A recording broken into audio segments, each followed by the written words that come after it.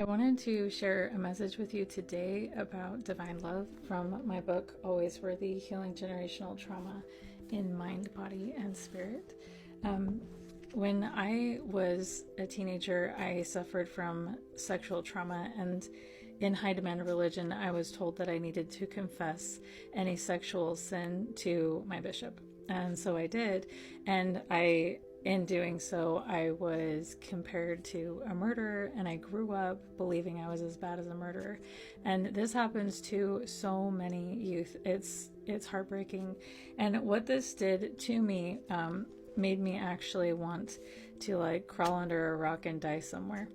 And in my book, I write, I'm dressed up and ready to go to church. This is going to be difficult for me. I have avoided this place for quite a while, but it's what I need to do.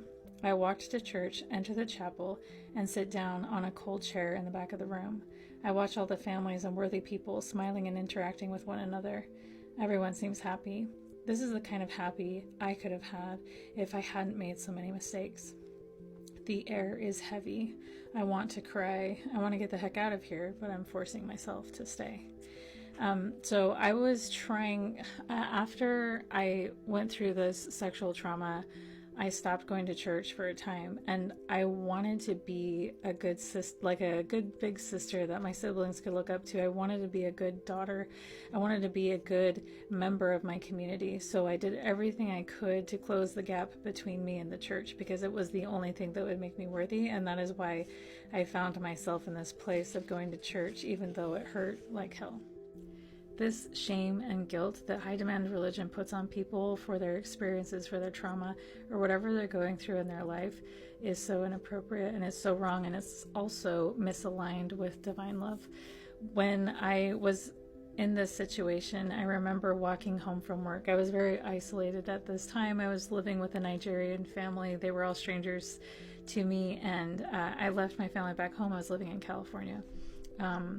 And so I was very isolated at this time. And I remember walking home from work, and I came to my bedroom, and on the way home from work, I just felt so heavy in my heart, like all the things that they told me I am, all the unworthiness that I am, weighed my heart down so heavy. And I remember when I finally closed the door to my room and I was alone, I fell to my knees. And I cried. And I just said, I'm so sorry. I'm so sorry. I was like praying to God, like, please forgive me. I'm so sorry for everything that I am. Everything the church told me that I am. And the most sacred experience that I've ever had, even up until this day, is in this very moment. And it was like a waterfall of love came over me. And it filled every cell of my body. And it was love. And with it came a message, and it's hard to put it into words because it wasn't communicated verbally, but this is the best I could do. So in my book, I write about this, and the message was, peace, dear one, peace. I know your heart is in so much pain. I have come to hold it. I am aware of your suffering and your shame. This is not where you are to stay. Within yourself, you feel that you are crumbling and that everything you are is in pieces on the floor.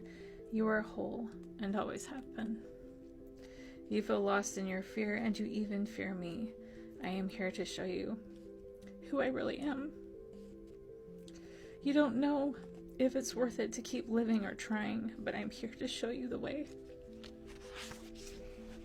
The pain of the past is still alive within you, and you don't know how to release it. But right here and right now, I am loving you. All of you. There is nothing that could break this love I have for you. There is nothing that could separate your heart from mine. You feel like you have lost everything, but you never lost me. We are one. Do not doubt this love. Do not run away from me. I am your home. And it is safe here. You are so very loved. This experience absolutely changed my life, and this love that I felt and experienced carried me through so many dark times. The unfortunate thing about this is that I needed to make it make sense in my 3D world. Like, where do I put this love? How can I show devotion to this love? How can I repay this love? And in my programming, the only way I could do that was to give my life and my heart to God's church, the Church of Jesus Christ of Latter-day Saints, because that's what I was taught, that's what I believed. And so I forced myself to go back to church. I forced myself to read their scriptures, sing their songs, and shame myself for the rest of my experience within the church. And but I still carried this love with me. I carried it with me. And now that I'm out of the church, when I first left, I had a really difficult time with, saying the word God or Jesus or anything like that. The labels the church gave this divine love and the energy that they put behind it, I couldn't handle it. I couldn't handle it. And so I had to detach from all of that. And but now I'm reclaiming my relationship with this beautiful love that's always been here for me, that's walked with me through everything, that never judged me, that held my heart and cared for me. That is the divine love that's available to all of us.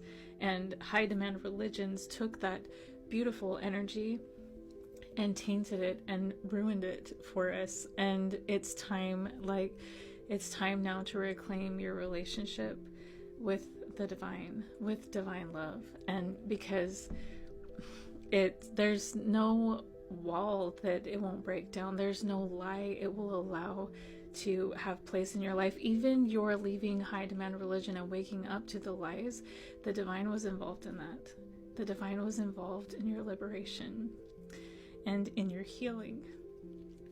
And if you allow, even though I know this is really hard, but if you allow that space in your heart, you're gonna find so much more healing, so much more love all around you, because it's always been there. High demand religion, this is the worst thing that high demand religion tainted for you, is your relationship with the divine. It was never outside of you. It's been inside of you this whole time, in your heart. Heaven is in your heart. The divine is in your heart. You can't be separated from the divine. There's no mistake, no mishap, no illness, nothing that can break this love. It's always been there.